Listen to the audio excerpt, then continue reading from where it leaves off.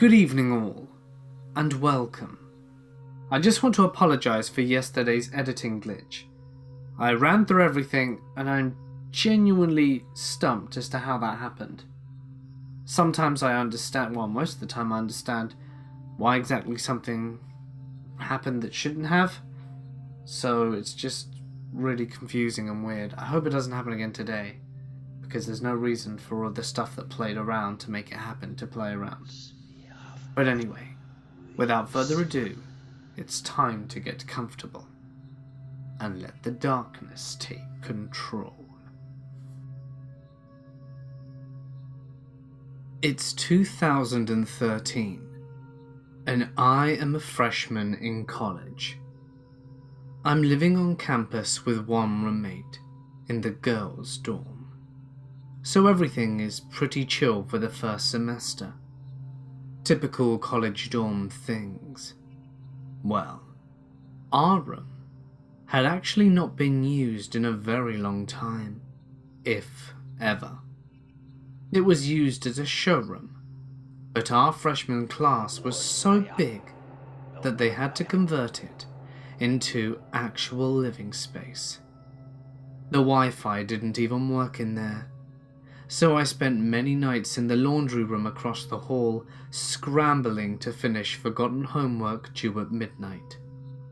Anyway, we leave for Christmas break and come back in January of 2014. My roommate had gotten there about 30 minutes before me and had left her stuff on the bed with the door locked, while she went to say hey to some other girls down the hall. I got there, unlocked the door, and promptly discovered that someone had trashed our room. Her suitcases were flung everywhere. My drawers were open, our beds weren't made anymore, and even the ceiling tiles were moved out of place. One had even fallen down onto my bed. So I call my roommate and tell her it's totally not cool to trash the room, and she is subsequently very confused.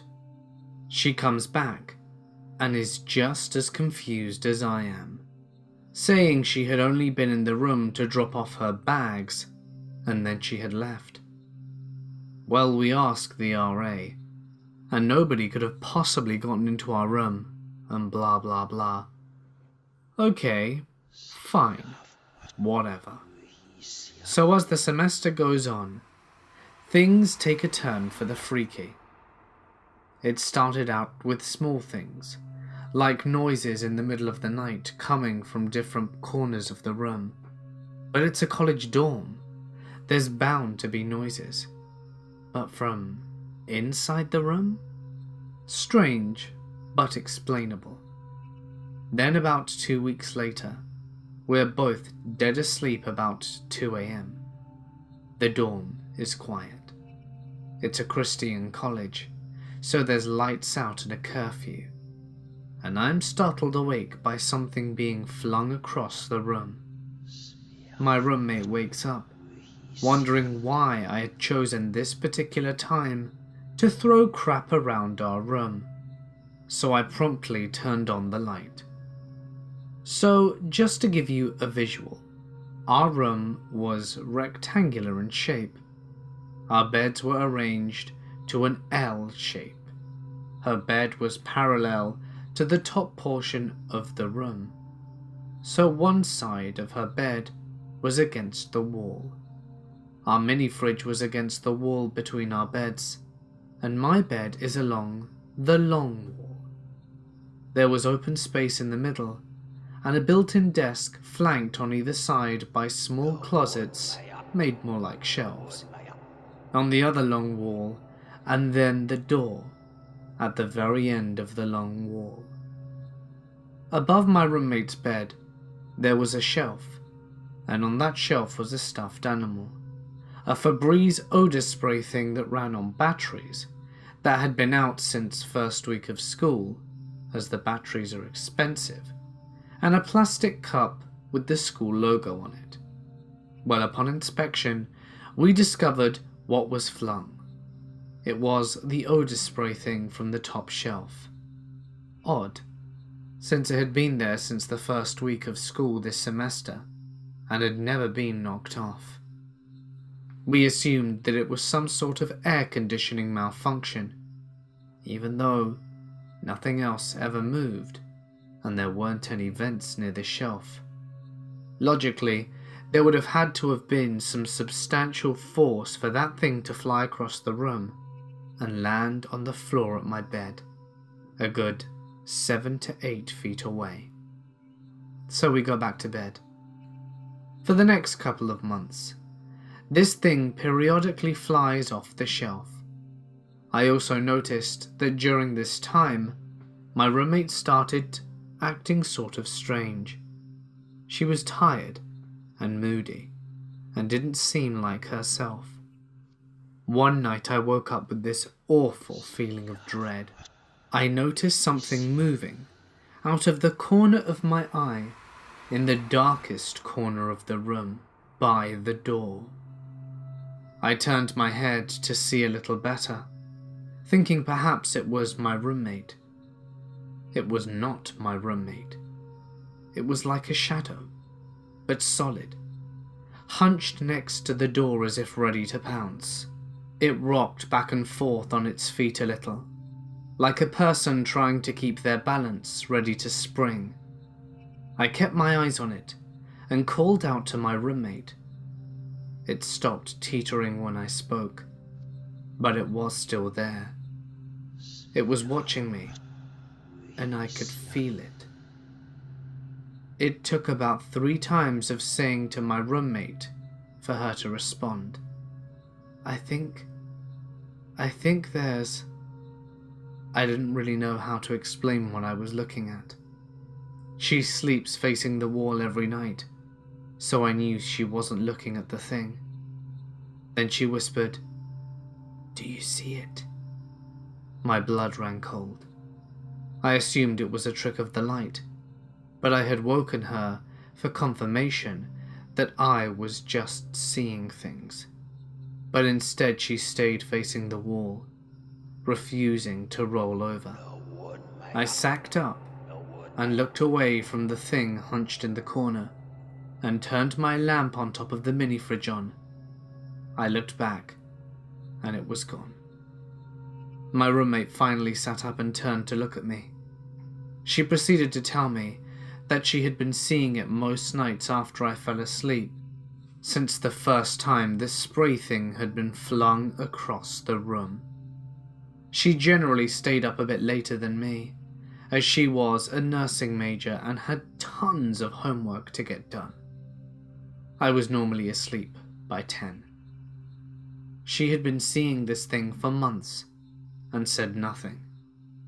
After that incident, I had the idea to keep a small light on at night and use my laptop to film whatever was going on, specifically how the spray thing was getting flung across the room. Coincidentally, the night incident stopped any night we decided to film. However, there was one night my roommate woke me up from her bed, telling me that she could hear the spray thing scraping across the shelf, about to be flung. So I sat up and was messing with my phone, not facing her bed. She was standing at the desk, turning on the laptop to start filming, also not facing her bed. We both then hear a thud, and look at each other, and then turn around to see the spray thing, sitting positioned perfectly on her bed, with the light flashing on it, despite it having no batteries. We calmed down, started the laptop, and went back to bed after putting the air thing back on the shelf, assuming all would be well since we were taping. We didn't wake up again that night. The next morning I woke up to find my laptop in a different position than I had left it. We went back through the video and saw that over the span of 10 minutes, my laptop had been mysteriously rotated towards the wall, making our beds out of view. I then proceeded to go over to my boyfriend's at the time, who was an engineering major, to show him proof I had that something was happening. He had been rather skeptical, only believing that we believed something was happening and that we were scared. When I went to open the video, it played 2 minutes and then the rest was gone. All of the video but the first 2 minutes were just gone. It showed us turning on the video, getting ready for bed, turning off the lights, my roommate rolling over and putting in music, which she had apparently been doing since the beginning to block out noises, as the thing made noises in the corner when it moved. Me setting my alarm and rolling over to face the wall, and then nothing. I was very distraught, and in order to placate me, my boyfriend came to my dorm room on open house, which was conveniently that night, and another of our engineering friends. They spent the entirety of the allotted time trying to replicate how the spray thing might have ended up on the other side of the room, and also sitting perfectly in the center of my roommate's bed. They couldn't figure out how that would happen, and insisted we must be missing something. This carried on for the entire semester. We didn't tell anybody else about the strange happenings, but still our friends felt uncomfortable when we left them alone in our room while hanging out. Finally, the semester ended, and we went home for the summer. The spray thing sat happily on my shelf in my bedroom at home with no problems, completely forgotten. I lived with my same roommate in the next semester, eager to see her after summer break, only to discover that she was not quite the same person after our experience in the freshman dorm. She did not sleep. I didn't notice at first, but after a couple of weeks I picked up on the fact that she couldn't sleep. She looked tired and stressed and perhaps sick. Her grandma finally convinced her to see a doctor, who told her she was suffering from insomnia, which had been induced by the stress of college. We both knew why she couldn't sleep. What happened in that dorm during the semester ended our friendship. It changed her so completely that she was not the same person I had forged a friendship with at the beginning of our time in college. I always end this story with the conclusion that everything that happened could have all been in our heads, or that they could very well be a logical explanation for what happened, but I have yet to find it. We soon parted ways, but I was recently informed from a mutual friend that she still suffers from anxiety whenever it is dark. I am in the German Armed Forces. It was the winter of 2016, and we had heavy snowfall in an area which is rather uncommon for northern Germany, and my battalion went on a maneuver or combat drills, and after a few weeks we came back to the training grounds, and there were some old abandoned farms and training buildings around as well. We've been told the village name was Hellwich, so the whole battalion rolled in and we fought during the day and started to dig holes for night watch in the afternoon. So my platoon was on the far left flank, and the walk from the rabbit hole to the main camp was about 1.5 kilometers, or 0.9 miles. My platoon was not allowed to dig in the area, since there were burial mounds, and we basically scratched at the frozen surface and started to build snow walls. When the first night broke in, the first shift was already sitting on the fire watch and doing night watch and patrolling between the camps. We were told which shift we had to do, what the call sign was, and the frequency of the shifts. Night watch was from 2 to 4 AM, and I got a shift with a buddy of mine.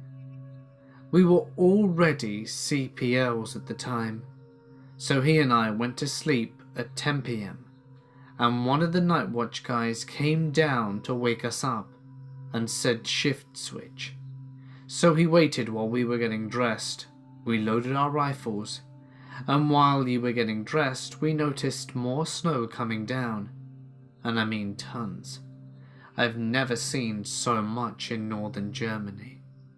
When we started sneaking our way down the rabbit hole, I saw something in the woods in the corner of my eye, and brushed it off as we came to the rabbit hole where our comrade was already waiting, shaking like crazy. He said to watch out, that he thought there was a big boar in the woods or something. We brushed it off, and my buddy replied that your brain must be frozen, and that there are no animals in the area except for some small deer. So we were sitting there in the rabbit hole, looking through night vision, which wasn't working very well, because it was snowing. So we basically whispered about the day, trying to stay awake. And after about an hour and 40 minutes, my buddy told me to go to the camp to wake up the next shift. So I started to walk the way I was supposed to. But after 15 minutes, I noticed something was not right. So I pulled out my compass and checked, and it wasn't moving one bit, even though I was spinning on the spot. And I started to proceed to walk using my general sense of direction. Then out of nowhere, I heard the sound of sticks breaking and something moving in the woods. Since this was a drill, I thought it might be an enemy. I kneeled down next to a tree and watched the movements as well as I could, and used the scope of my rifle, but I could not see anything. I waited for about 2 minutes, and when I was about to stand up, I heard growls. Not like a dog, more like clicking growls. It was quite hard to explain. I'd never heard anything like that before, but I couldn't see anything. So I started to sneak towards the growl with my rifle pointed in the direction, and thought about shooting it, even though it was drill ammo. I know a loud bang would scare off any animal, and it would bolt away, but I also thought about the consequences, as my mind was playing tricks on me. So I proceeded a bit further into the woods, and then saw something moving on 4 legs, and it had a smaller, slender body, like the body that did not belong to these 2 clicking, growling noises. It was about this time, while I was kneeling, that a stick broke, and the thing made a long growl and stood up on 2 legs, and I swear it was about 2 meters tall. It was breathing relatively slowly and silently, not moving. I slowly lifted my rifle, even though I wanted to scream. I was never scared like this before, and I had the feeling that if I made the wrong move now, I would most certainly be dead.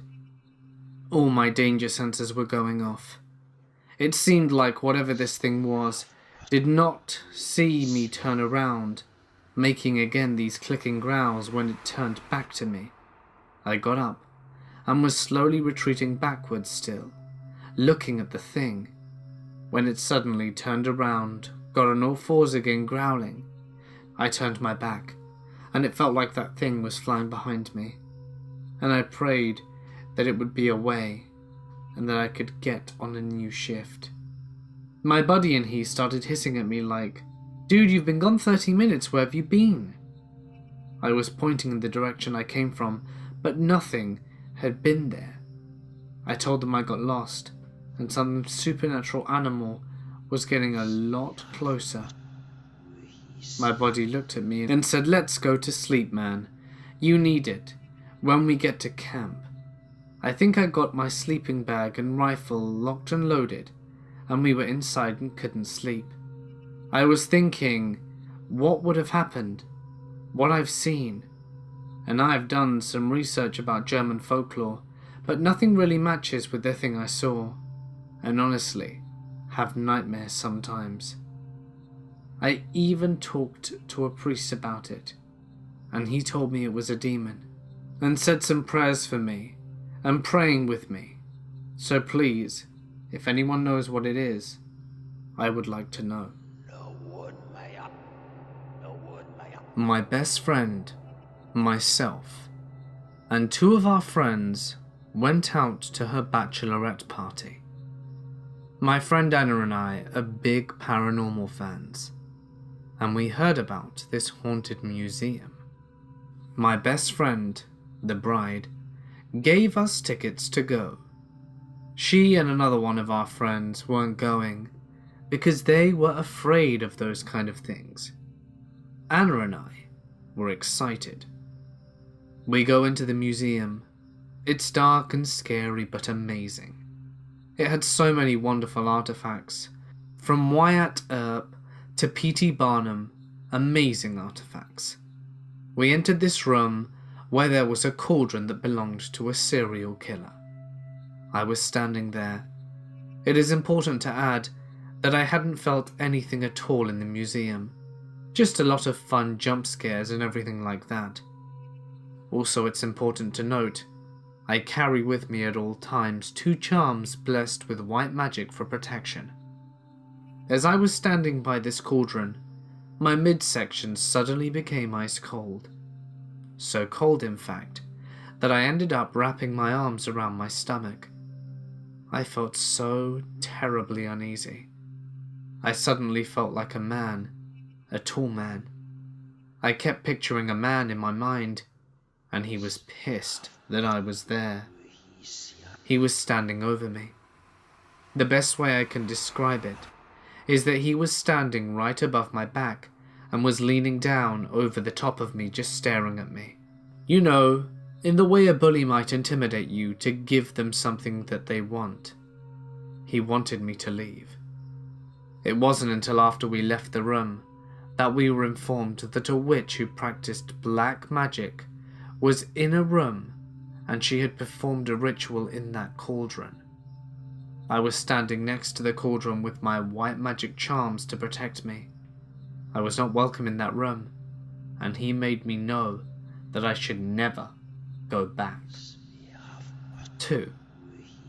After we exited the cauldron room, we had seen so many other cool things, and I didn't feel anything for a long time. I wasn't feeling anything at all, actually. I was finally relaxing.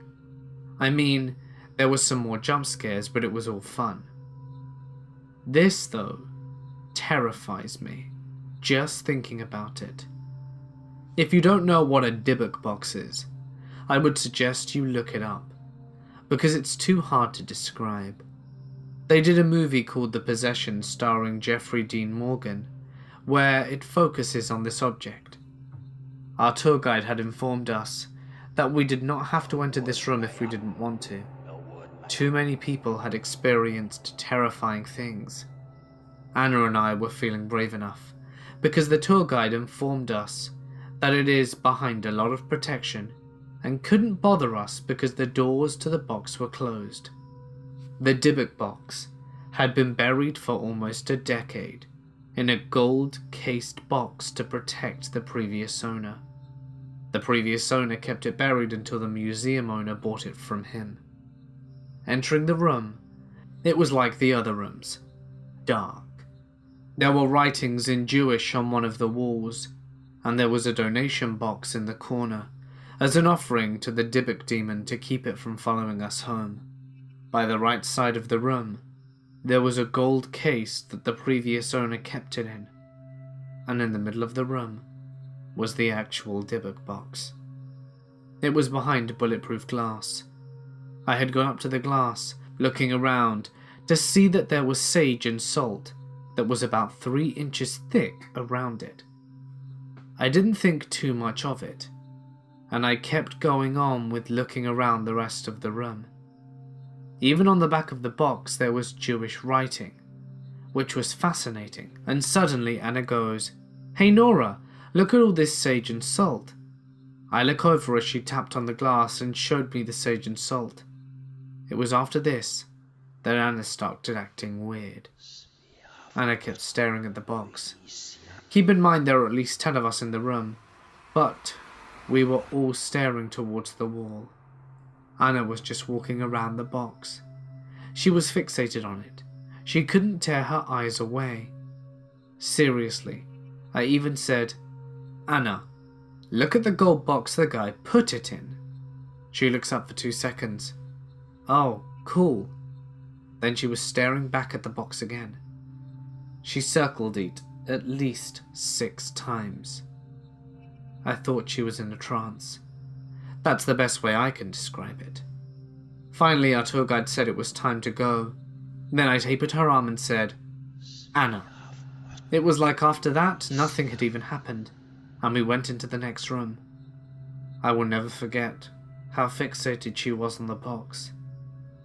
If it had her attention like that with the doors closed, I'm terrified to think of what would have happened had the door been open. Finally, there is a room called the Demon Room, which will haunt me forever. We entered this room, and it had a set of basement stairs, dirt, and some kind of ritualistic items in a glass case. The room was lit up with blood-red lights, and there was a mannequin dressed like a demon in the corner. I was standing, not really freaked out, just looking at all the weird things that were in this room. We all had the daylight scared out of us when one of the other visitors, who was drunk, fell onto the floor and the door flew back and hit the wall. It broke the tension in the room, even if it was just for a second. I was finally relaxed enough to keep us from stepping on the cursed dirt that was a wood rail.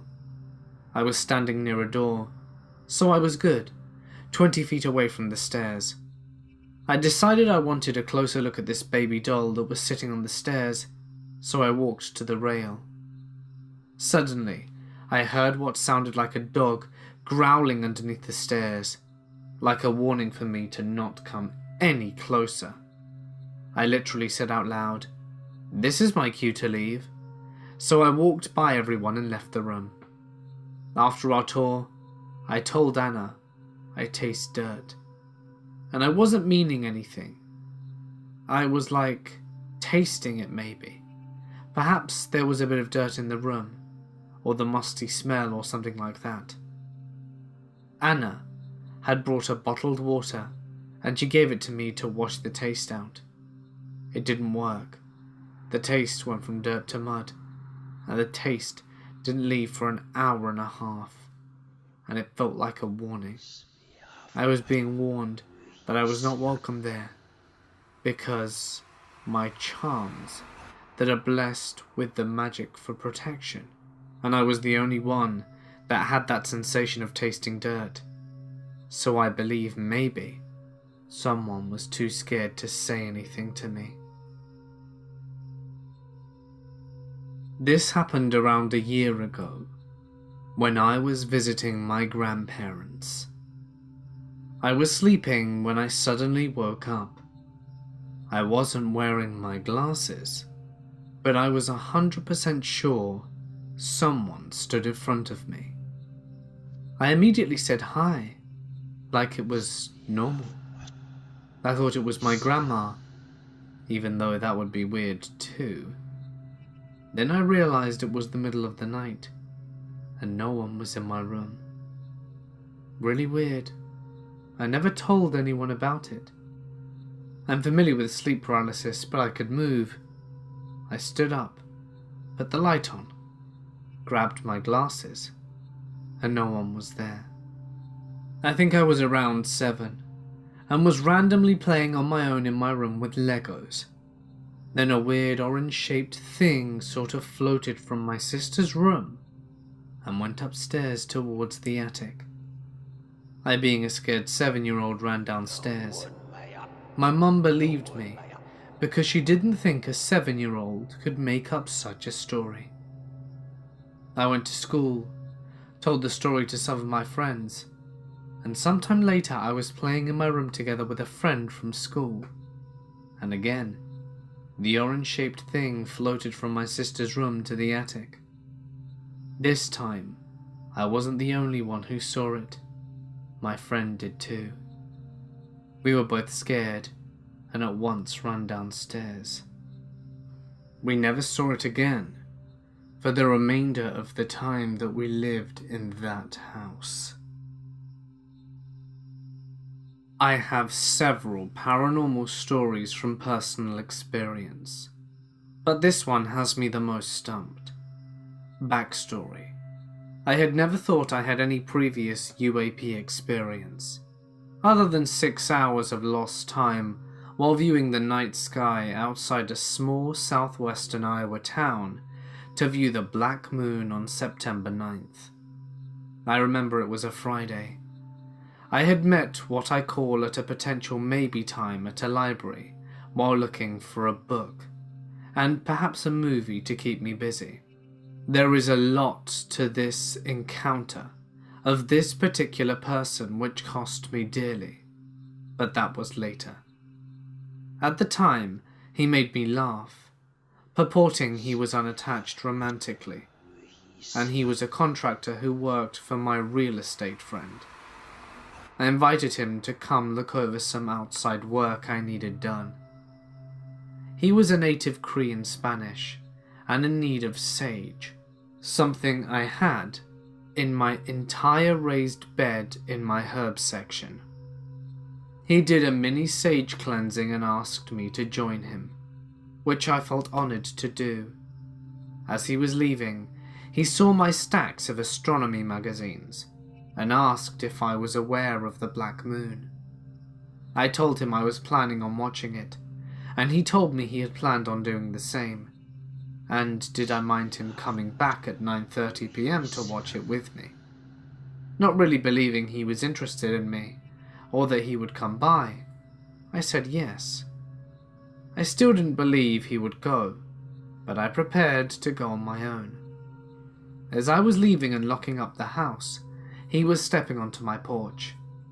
I drove us to the spot on the outskirts where I thought we might have the best view of the night sky, and since I had just met him, parked in a parking lot where there was ample lighting.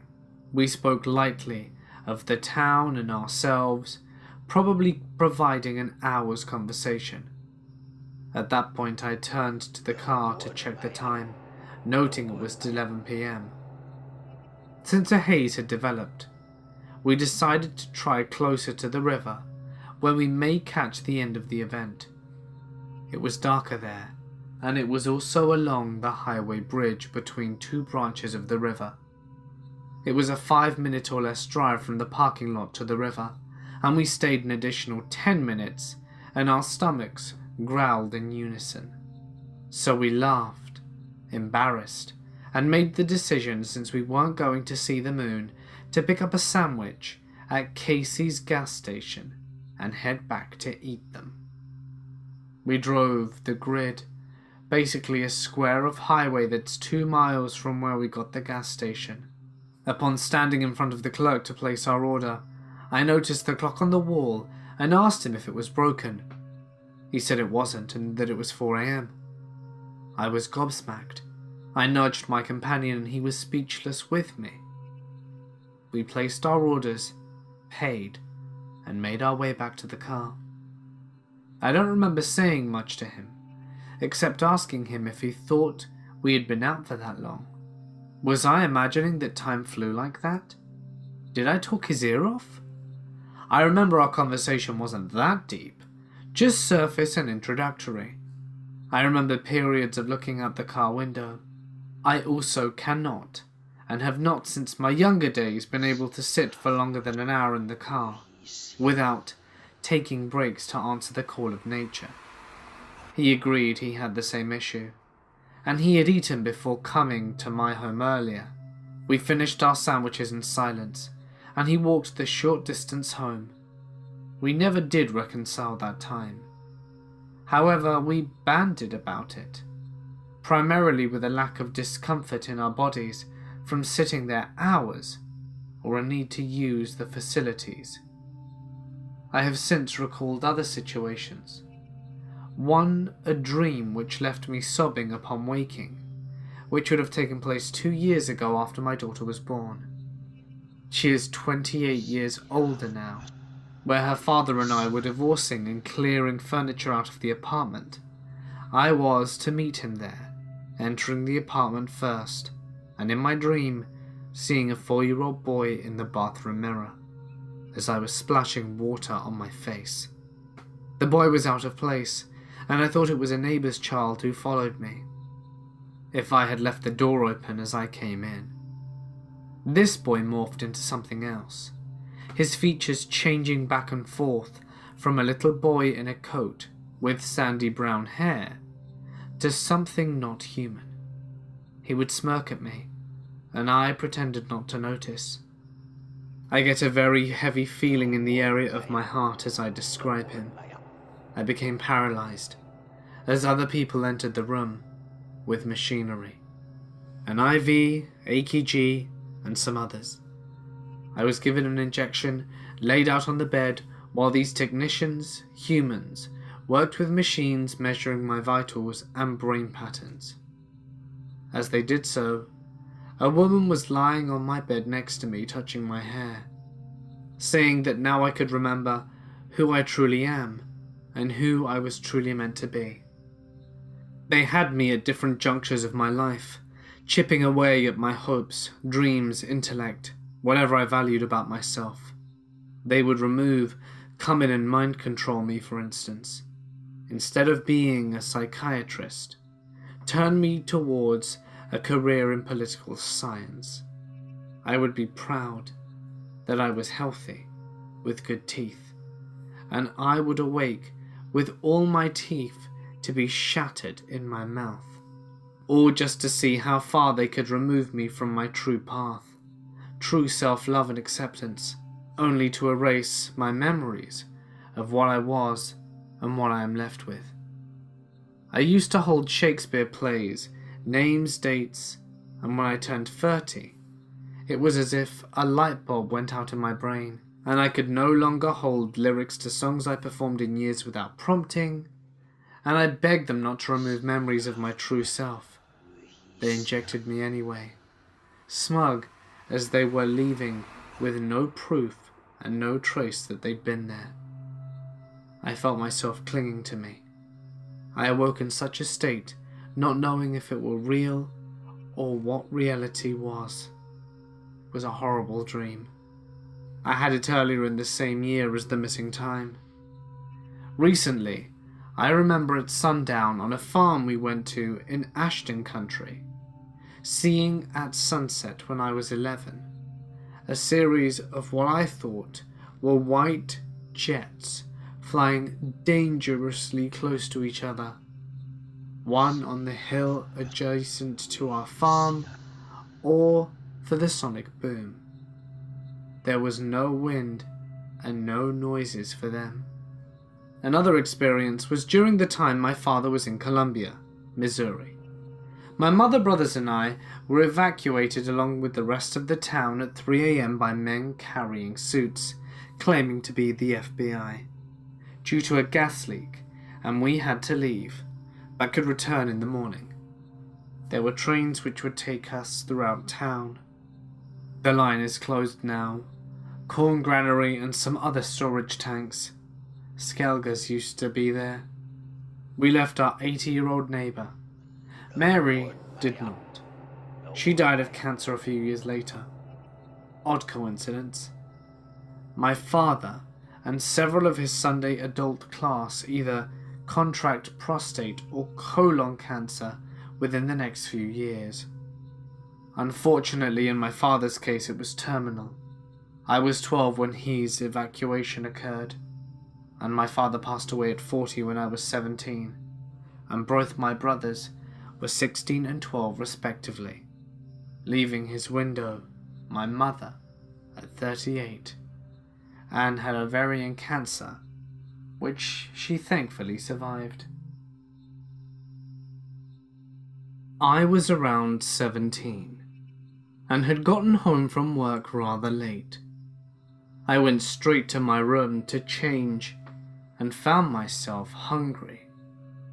It was probably around 1 a.m, but I didn't want to cook anything and make too much noise, as I was afraid I'd wake the parents. So when I ventured to my kitchen, I started shuffling through the cupboards, looking for a quick fix of a snack to tide me over until the morning. Now, our kitchen was in a position so that the kitchen door led to the backyard.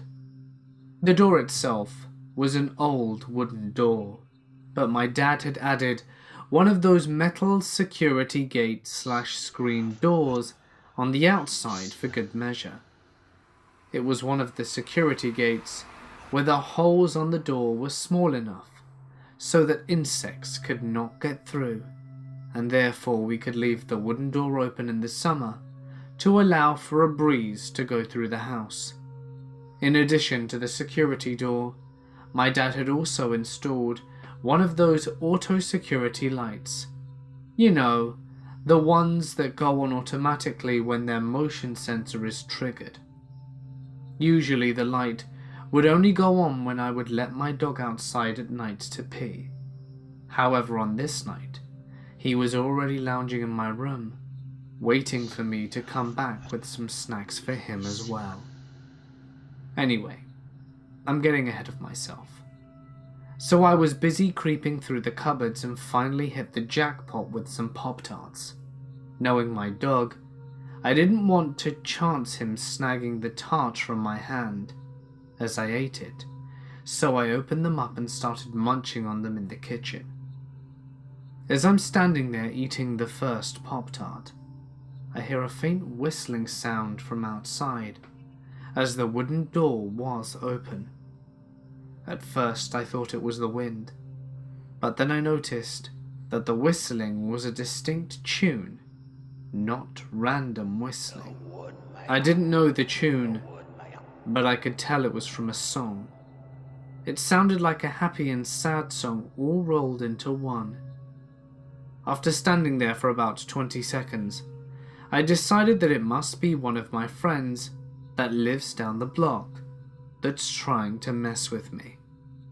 Maybe they were on the other side of the fence and whistling there to scare me. Right when I'm thinking this, I see the security lights suddenly turn on. I quickly looked around the surrounding area, but I don't see anyone or anything that could have set the light off, and the whistling persists. Now I'm in semi-panic mode. Is it one of my friends? If so, where are they hiding? If it's not one of them, who is it? I am stuck standing there now, and can't move as I stare outside waiting for something to happen. Nothing does. A minute or two goes by, with the whistling continuing and the light remaining on. Suddenly the whistling gets louder, and I see the doorknob to my metal door start moving up and down, and I can see through the metal door to see there's no one there. The whistling sound is now right outside, and the doorknob keeps moving like someone's trying to get in. The security light is on, and I still have a clear view of the front of the door, and know that someone is trying to get in. Screw the Pop-Tarts. I dropped the box and jetted back to my room, slammed and locked the door and hid under my blankets, with a baseball bat and dog. I never went out to the kitchen at night after that. Hey guys, it's Mort here, and thank you so much for listening. If you enjoyed the stories, please don't forget that you can always drop a like and leave a comment with your thoughts. And if you liked it a bit more than that, why not subscribe and press the little bell icon for good measure. We do have new content every night. If there's a story that you wish to share, feel free to send it to my email or my Reddit. Either are fine, and I look forward to receiving your stories. But anyway, for now guys, I'm going to sign off. Stay awesome, and I'll see you in the next one.